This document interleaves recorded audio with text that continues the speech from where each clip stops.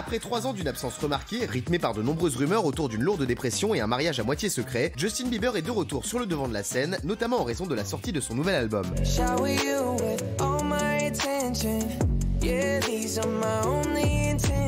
Mais le Canadien de 26 ans a décidé d'aller plus loin dans la promotion de ce nouvel opus en ouvrant à ses fans la porte de son intimité. Il a décidé de tout raconter sur les bons et les moins bons moments de sa vie intime. C'est dans un documentaire en 10 épisodes diffusé sur YouTube que le Bib s'est confié. Et s'il parle de ses débuts, de ses doutes, de sa carrière ou encore de son mariage, il est aussi revenu sur ses problèmes d'addiction avec la drogue. C'est dès l'âge de 12 ans que le jeune homme a commencé à consommer du cannabis. First time I smoked weed was in my backyard here.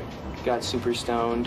That's when my desire to smoke weed started, and then I started smoking weed for a while. Mais il a aussi reconnu avoir touché à des drogues beaucoup plus dures, une période tragique sur laquelle il est revenu sans complaisance. I decided to stop because I felt like I was dying. My security and stuff were coming into the room at night to check my pulse. Like, people don't know how serious it got. Like, it just got scary. Si aujourd'hui il prétend ne plus y toucher, le chanteur a bien compris que les Américains adorent la rédemption, une manière d'éloigner les ragots, mais aussi d'assurer une belle promo.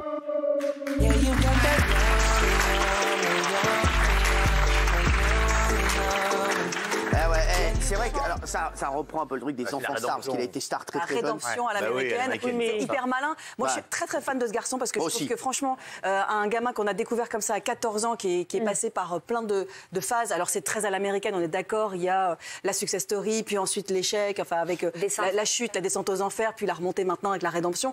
Bon, très bien, on connaît le storytelling par cœur, mais je trouve que franchement, pour ses petites frêles épaules, il se débrouille plutôt pas mal. Il est très talentueux, il est mignon. Enfin, moi, je suis. J'adore. Et Mathieu, sympa. Vous disiez qu'il est très sympa. Oui, mais il est sympa de ne pas mettre en cause ses parents. Parce que moi, je me souviens de son père qui est un adolescent attardé, qui se vantait de fumer des joints et de se shooter avec lui. Le père Bieber. Monsieur Bridou. Donc, il lui en fait beaucoup. Et ce gamin, il a 2 excuses, son père et sa mère, déjà, au départ. Parce que tu l'as connu, son père? Bien sûr, son père. Je lis, tu sais, j'ai l'air très con, mais je lis des canards américains. Donc, Elle met ses lunettes et sa chaîne. Mais j'ai les canards américains. Hier, j'ai encore lu Wednesday to Wednesday. Oui, alors Mathieu, tu disais un truc intéressant. Déjà, première chose intéressante, effectivement, quand on est très beau et qu'on s'habille mal, on est stylé, alors que quand on est moche et qu'on s'habille mal, on a le chier. Mais bon, ça, c'est. J'en ai fait des faits. Tu permets, maintenant, je vais donner un peu des infos. Tu te dis, t'es désagréable aujourd'hui. Les deux, arrêtez. Non, vous avez 40 ans d'écart. Il fait une série de 12 épisodes sur YouTube qui dure. Un peu plus. Allez alors. Merci pour moi. Il fait une série de 12 épisodes sur YouTube qui dure 10 minutes. C'est très à la mode maintenant, ils le font tous. C'est comme ça, ils sont face caméra. Et effectivement, rédemption, ils parlent. Je vais le faire, moi. Ah ouais, c'est bien ça. Vous avez raconté quoi? Ah oui. Mais il faut tout dire, du coup.